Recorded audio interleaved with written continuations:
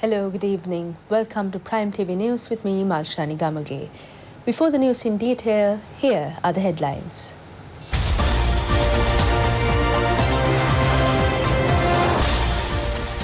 President says those who did not support the crackdown on drugs are against the death penalty.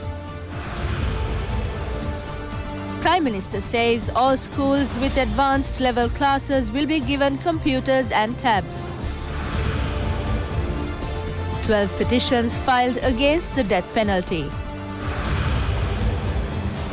Many budget reliefs are effective from today. And in news overseas, 33 perish as a minibus falls into a gorge in Jammu and Kashmir.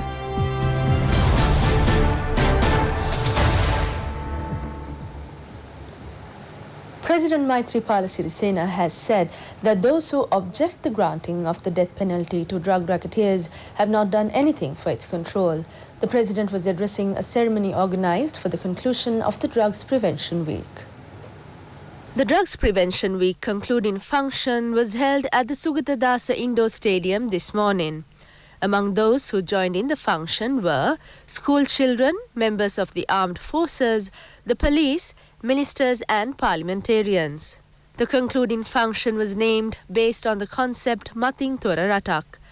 The function commenced after the arrival of President Maithripala Sirisena.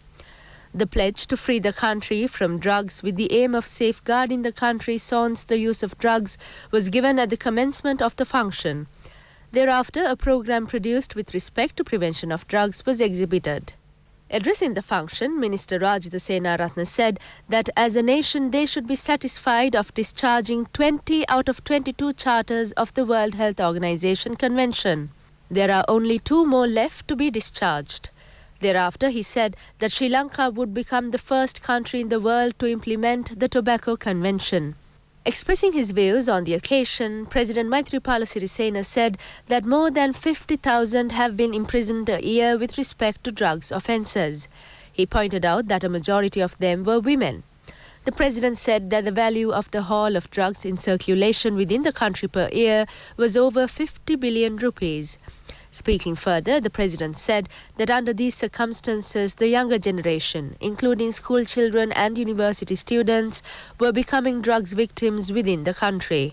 The president mentioned that drugs was the best way to destroy a country. In the United States, last year alone, 25 persons were sentenced to death.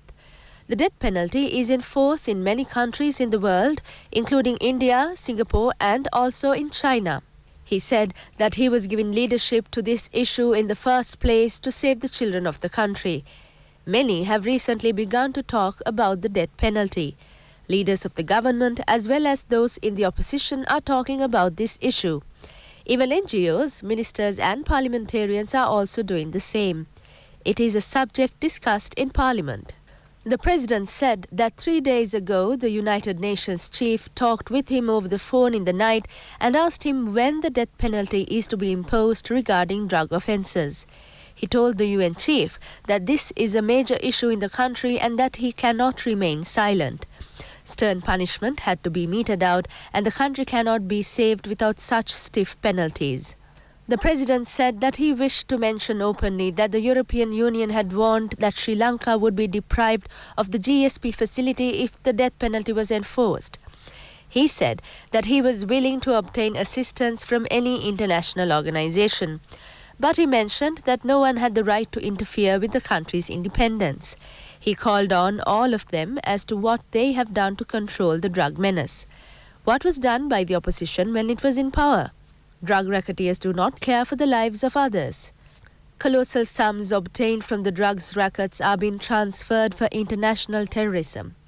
International terrorist organizations such as the LTTE earn money from these drug rackets.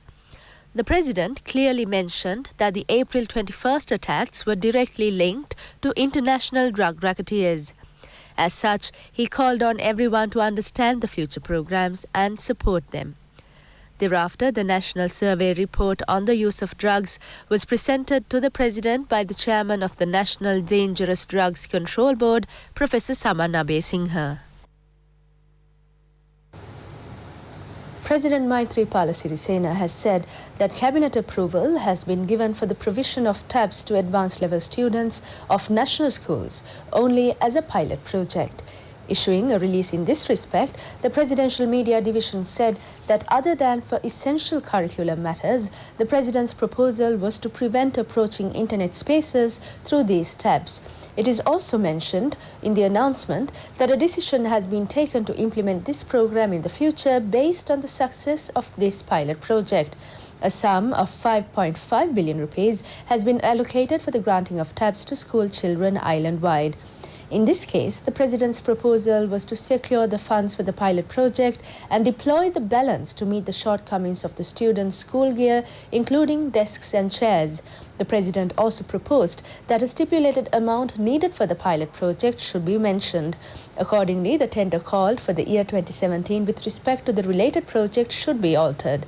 The announcement further mentioned that this project is necessary to be implemented in a manner suitable to the disciplinary and mental conditions of the school children through imparting knowledge of technology to the children. Still on local news, Prime Minister Ranil Wickremesinghe has said that all schools having advanced level classes will be given computers and tabs. The Prime Minister further said that a revolution has taken place in education following the introduction of the 13-year compulsory education, recruitment of trained teachers, and the introduction of new subjects. Prime Minister Ranil Wickremesinghe was speaking at the opening of the new Technology Science Faculty and the Administrative Complex of the Tanamalvila National School. The expenditure incurred was around 1,200 million rupees. The two-storied Technology Science Faculty building is equipped with all facilities. After opening the building, the Prime Minister inspected it. He also seized the opportunity to exchange pleasantries with the students. Thereafter, addressing the gathering, Prime Minister Ranil Wickremesinghe said that the government has plans to raise the standards of rural schools to that of urban schools through the provision of modern facilities. The Prime Minister further said that school children in their last 2 years of education should have a basic knowledge on computers. He said that there were no computers when they were studying. As an initial measure, their intention is to provide a tab to all national schools where there are advanced level classes. Sri Lanka requires an education system to suit the 21st century.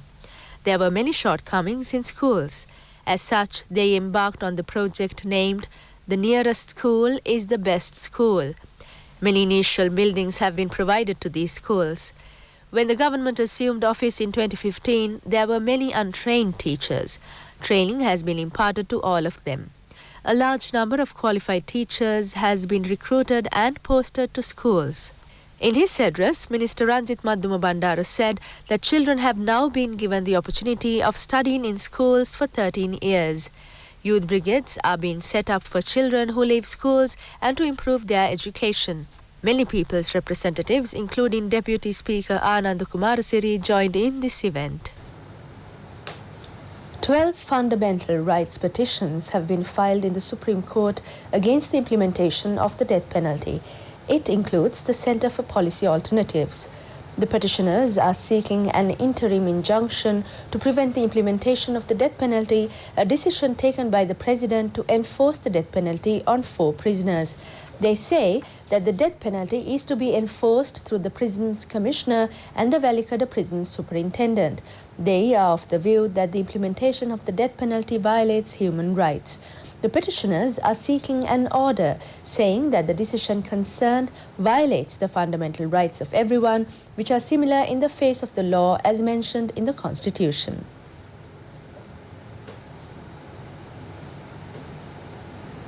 The increase in salary and allowance of public employees will be effective from today. Accordingly, 1.1 million public servants will get an interim allowance of 2,500 rupees, in addition to increases in allowances for security forces, rectification of salary anomalies, and increase of allowance for people of special needs. The government has allocated 4,000 million rupees in this respect. Salaries and allowances are being increased in accordance to the 2019 budget proposals presented by Minister Mangala Samaravira. Nearly 1.1 million public servants will get an interim allowance of 2,500 rupees from today. The government has allocated 20,000 million rupees for the payment. Despite this allowance, the cost of living allowance of 7,800 rupees given to the public servants so far will be continued. Another step of increasing the allowances of officers and other rankers in the armed forces will be implemented from today. The ration allowance of officers and other rankers was increased from January this year. Accordingly, the ration allowance of officers has been increased to 23,231 rupees and the allowance of other rankers has been increased to 19,350 rupees. Apart from this, the house rent paid for the armed forces members will be doubled from today. The allowance of commandos has been increased from 1,000 rupees to 5,000 rupees. The government will spend 1,175 million rupees for the payments. The budget proposals to remove pension anomalies are also being implemented from today. Accordingly, nearly 500,000 public servants who retired before 31st December 2015 will get a pension increase of 2,800 rupees to 20,000 rupees. The cost of living allowance of 3,525 rupees paid to the pensioners will be continued. The government has allocated 12,000 million rupees to remove pension payment anomalies. The budget proposal to increase the monthly payment of 2,000 to 5,000 rupees for people with special needs will come into effect from today. Accordingly, 72,000 people with special needs will get the allowance from today. 4,350 million rupees has been allocated for the payments. The government pays a monthly allowance of 5,000 rupees for 21,000 kidney patients. Another large group is on the waiting list to get the payment and 5,000 among them will be paid the allowance from today. 1,840 million rupees has been allocated by the government in this regard. The Finance Ministry says that the government has allocated 39,365 million rupees for all these salary and allowance payments. Petroleum trade unions have halted trade union action over an oil pipeline dispute. It follows the talks the trade union had with Petroleum Minister Kabir Hashim. They have suspended the union action until next Friday night. The Petroleum Trade Union's collective commenced union action demanding an immediate end to the balance work of the reconstruction of the fuel tunnel from the Colombo port to the Kolonnawa terminal. Accordingly, the Ceylon Petroleum Corporation trade unions halted the supply of fuel to the Ceylon Electricity Board from midnight yesterday. The unions had a discussion with Minister Kabir Hashim today. The minister gave the unions an assurance that a resolution would be found to the issue after discussions at the Cabinet of Ministers tomorrow. Accordingly, the unions agreed to suspend their strike.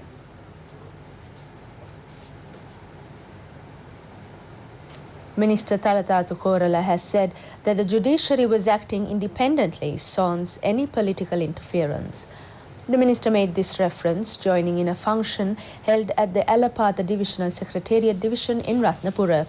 It was organized to hand over 1,205 Samurdhi entitlements under the program of giving Samurdhi entitlements to 600,000 families. A group including many public representatives was present. Minister Thalathathu Korala said that they had frequently referred to the situation that prevailed in the judiciary in the past. Now the situation has improved. Chief Justices were sent home in the past. The judiciary is now independent. It is the same for everyone. No political influence is necessary. Those who want to maintain poverty in the country are those who want to interfere with the judiciary. She said that the public servants have been given the freedom. Even the police have been given the freedom to engage in their duties. The fifth in the series of the Ratta Venuwen Ekata Sitimu National Development Programme commenced in Monaragala today. These development programs are being launched jointly by the Presidential Secretariat and the Monaragala District Secretariat until the 6th of this month. The Ratta Venuwen Ekata Sitimu National Development Programme is under implementation to sort out issues that had so far not been resolved in the Monaragala district. 101 programs were launched, covering 319 Gram Seva Niladari divisions within the 11 divisional secretariat divisions, including Monaragala, Tanamalvila, Madulla, Katragama and Puttala. The number of programs mooted within the Uva province is 37. 271 programs were launched with the support of various line ministries, departments and statutory boards. A drugs prevention program was launched at the Monaragala Police Headquarters parallel to the Ratavenuwen Ekatasitumu National Development Program. A program to raise awareness on the prevention of drugs was also held for school teachers. Equipment necessary for differently abled persons and the handing over of financial assistance took place at the Badal Kumbura Divisional Secretariat Division. And that was a look at the local segment. Now the Biz News.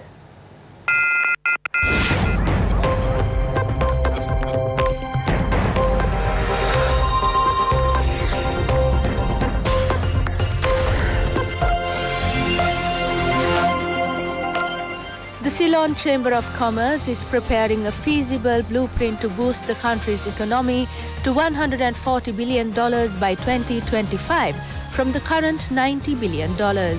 Its newly elected chairman, Dr. Hans Vijayasuriya, revealed that 17 committees within the chamber ecosystem are working on bringing together a private sector-led action plan towards reaching a $140 billion economy, combined with 7% growth rates and regionally benchmarked social development indices by the year 2025. He said that in line with the vision of the Chamber, their aspirations for economic and social advancement will be indelibly anchored in the fundamentals of social equity. It was emphasized that the CCC will continue to bring together the energy and aspirations of the private sector in articulating the collective vision for the country's economy.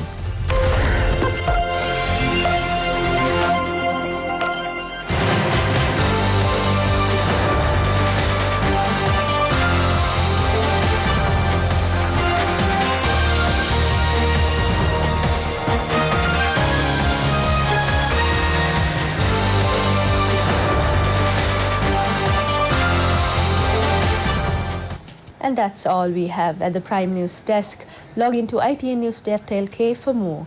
I'm Masha Nigamagi signing out. Good night.